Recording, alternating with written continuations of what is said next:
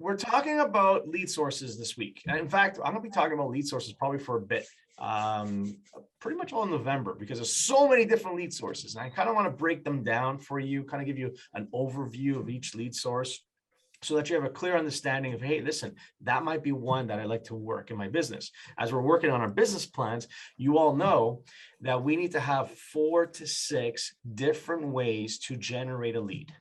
Right at the summit, Tom talked about he's saying like, you need six drivers to get in some listings and get some buyers, right? So let's talk about the most common one. I would say that this lead source is the most important one. It's one that you have no choice. You need to be working this particular lead source, and that will be people that you know. Okay, it is friends, family, neighbors, and past clients, right? We call this your PC/COI database. So at the top of your page, I want you to write down my PC/COI database plan of action. I'm going to go over the plan of action to working this database, right? So the first thing I want to come across and say is, it's your mindset is important.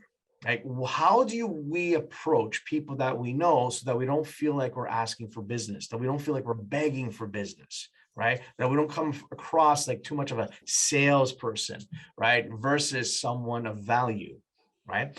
See, every family needs a good lawyer.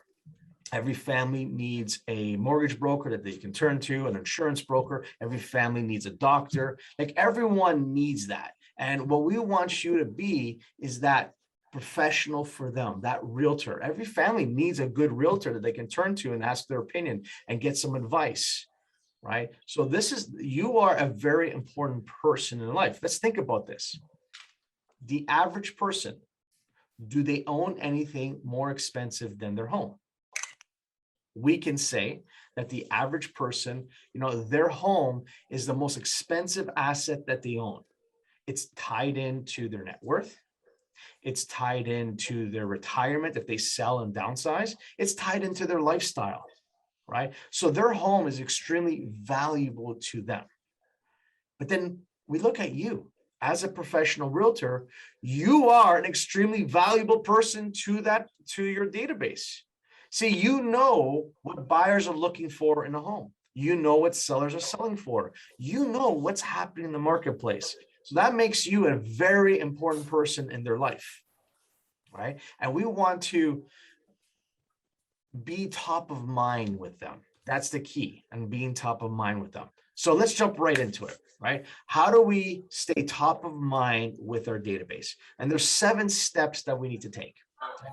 The first step I want you to write down is number 1 is we need to call them. We need to pick up the phone and speak to them minimum 4 times a year. Minimum 4 times a year. Okay. Now I would put in there that for any of your raving fans, anyone has referred you business, they said, hey, you know what, William, can you help my brother? Hey, Jeffrey, can you help my parents buy a home? Like anyone that's referred you business, I would say we need to give them a little bit more love. And I would say that they'll need at least 6 calls a year. So once every 2 months. Everybody else is getting at least 4 calls a year. Or you pick up the phone, and what do we say when we call them? What are we asking them? Right? Because that's what stops most agents. What am I going to say when I call them? And the easiest thing really is ask them, what questions do they have regarding this crazy real estate market? Like that's the easiest thing. It's like, hey, William, it's Dan Macedo with Roll Page. Just want to talk to you about real estate. Do you have a quick minute for me? Says yes. I go, great. Hey, listen, I'm just curious, with everything that's going on in the marketplace, do you have any questions regarding this real estate market? Or what questions you have regarding this crazy real estate market?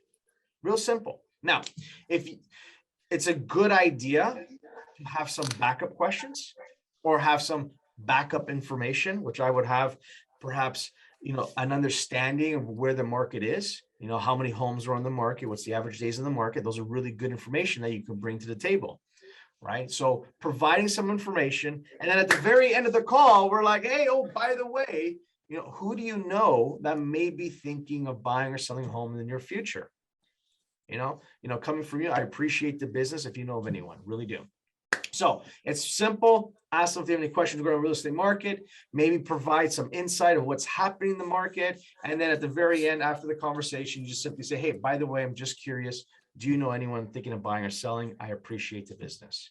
Okay. And that's kind of the mentality. Come with value, and you're leaving there. Make sure you're still asking for business. Okay. Okay. Point number 2. Okay. Second step in staying top of mind with your database. And that is, we want to text message everyone, right? 4 times a year. Same idea. 4 times a year. Now, for those raving fans, they're going to get 6 text messages a year, right? The week that you call them is the week that we text message them, right? Real important here. Called a 1-2 punch from Gary Vaynerchuk. So if I call you and have a conversation with you, right, that weekend, I should be sending you a text message thanking you for that call, saying, hey, thank you very much for speaking to me this week. Really appreciate it. As I mentioned, if you know someone thinking of buying or selling a home, hey, I really appreciate the business, right? So you want to send out a text message that weekend. Now, for some of you, you're like, well, Danny, I got like 500 people. And if I'm calling these folks, I'm going to have way too many people to be texting, right? So I'm going to ask you to look up this awesome app called Hit 'em Up.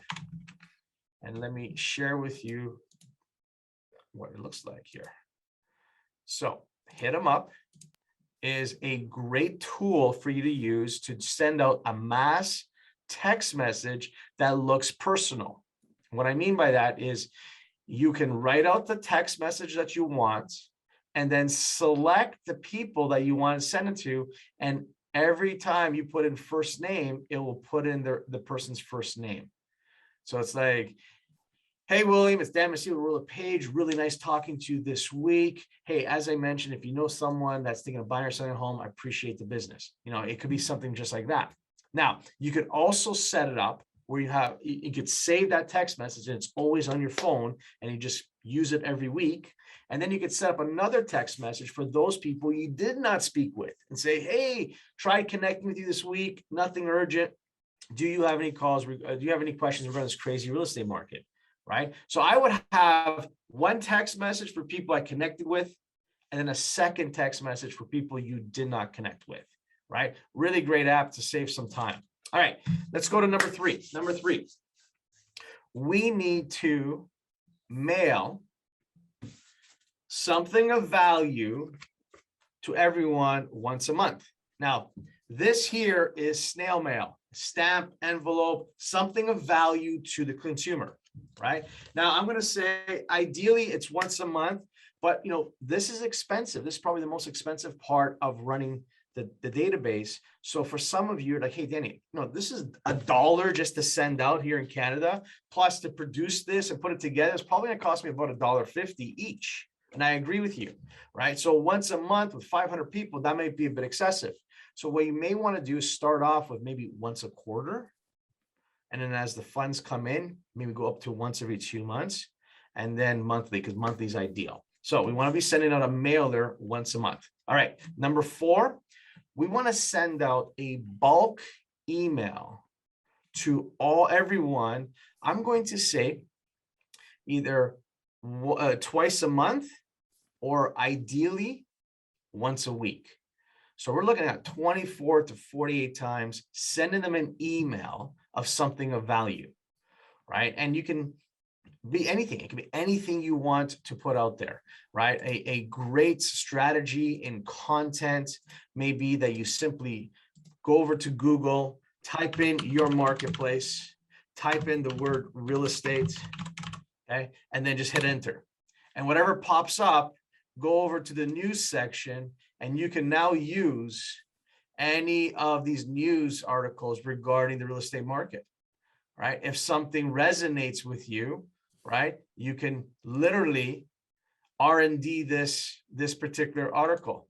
You can copy this article and use this article, but make sure when you do that, make sure you give reference to props, right? Because that's so that way you're not what's that, copywriting it.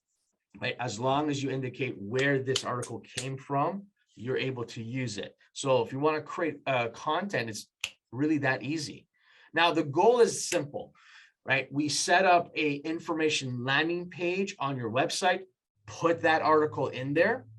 And then what you want to do in this email is have some CTA landing pages available to them in case they're not interested in this particular article, but yet you have something else to offer them, right? Real key. I'm going to get into the email drip plan at another call, but this is key. We want to have the email be able to get the client to come back to us, right? Get the client to come back into a landing page. So when I send out an email to even a past client who I may have tried connecting with and spoken to like 3 months ago, because that's my goal, is every 3 months speaking to them. But you don't know what happens between that conversation and today's conversation. Maybe something came up in their life and they're like, hey, we actually need to sell. But if you're getting regular emails sent to them and all of a sudden they're like, hey, we want to sell, let's find out what our home is worth. Hey, this is a great email. Let me click on it. They fill in their information and all of a sudden you're getting an alert on your CRM. It's like, ooh, hey, William wants a valuation now. Bing, bing, bing. All right, perfect. Let's give him a call now. Now I have something to talk to him about, right? So number 4 was an email. We want to do it either twice a month or 4 times a month, right? Next, number 5, step number 5, we want to get face-to-face with our database. And I'm going to say 2 to 4 times a year. 2 to 4 times a year, we want to get face-to-face with everyone. Now, this can be, just as simple as you being in the community and seeing people at the local grocery store, or if it's family events, you see them, you just chit chat with them. That could be one. But if you're not really involved like that, then just do a simple pop by their house. Hey, I was in the neighborhood showing houses. How you doing, Luba? How's the family? How are things going on? Right? Just simply pop by, right? Or you can schedule an event. Set up an event where I know I have a client of mine who she did pictures in the park. Brilliant. She actually called and emailed all her past clients for the last 2 years and set up pictures in the park, had a photographer there, and was able to kind of speak to the clients as they came in. I love that, right? Got another client who for Thanksgiving gave away pies. And what she did was what's called a reverse pop-by, where the clients come to your office, you're handing out the pie, right? And you get to chit chat with them. So we want to get face-to-face with all our clients 2 to 4 times a year. Okay. Number six. Okay. 2 to 4 times a year, we want to send them a personal handwritten note. Personal handwritten note. Now, this is great. If you send me, for example, a birthday card, right? I will remember you because my kids don't even give me a birthday card anymore. My wife doesn't give me a birthday card. Not even my mom, right? I'm not getting birthday cards anymore, right? But you send me a birthday card, I'm going to be really happy. I'm like, thank you for thinking of me, right? Now, most people use Christmas as an example to send out cards, right? I'm going to say avoid that. Like, it's nice and all, but let's be honest, at Christmas, it's not going to be as impactful because they're just collecting cards. Like, oh, look, I got another one. They even have these ornaments that you can buy that you can put cards on them, right? And you're just collecting them. So it's not special to the consumer. But you write me a card completely out of the thin air, like, hey, I was thinking of you, William, wondering how you and the family are doing. It's been a long time. Hey, just connecting with you. If you have any questions regarding real estate, I'm here for you. Like, dude, you throw that out at me, I'm going to love that. I really am. So don't dismiss this. Being personal with your database is powerful. So 2 to 4 times a year, send out a personal handwritten note. And the last one is 2 to 4 times a year. This is number 7, 2 to 4 times a year. We're going to use social media with them. And what I mean by that is you're either going to repost what they've posted on social, You're either going to tag them on a post, or you're going to make a comment on one of their posts. Hitting the like button doesn't count, right? So 2 to 4 times we're doing some sort of something on everyone that you have, right, on social media. Now, welcome you to game 4 of this series with the Hornets, the home club, trailing. Cool. All right. So that is what we're going to do with social media. Now I'm going to give you a couple of extra pieces with social media. One thing you can do is you can create, if you have a large database, on Facebook, you can create a Facebook ad, just kind of like a picture of yourself, right? A stagnant ad with your phone number, blah, blah, blah. They click on it, goes to your website. Doesn't matter what it is, right? So you click and you create an ad of yourself. And what you do is when Facebook asks, who's going to view this? Like what area are you targeting? Who are you targeting for this ad? You can put in there something called a custom audience, and then use the email addresses that you have for your database. So if I have 500 people, I'm going to have 500 emails. So I'm going to take those email addresses, I'm going to copy and paste from my that's CRM and put them into that ad. Like these are the folks that are going to see my ad, right? So your target audience goes from like 30,000 people to like 300 as an example. So Facebook won't charge you as much for that ad. So for $10 a month, you can have that ad going, and only those people that log in with that email address into Facebook will see your ad. So every time they come into Facebook, it's like, hey, there's Renee, right? There's Luba, right? It's like all the time, right? It keeps going. There's Gary, right? All this stuff's coming up, and you're like, oh, man, they're advertising like crazy on Facebook. But realistically, you're just targeting people you know, right? Keeps you top of mind, real powerful.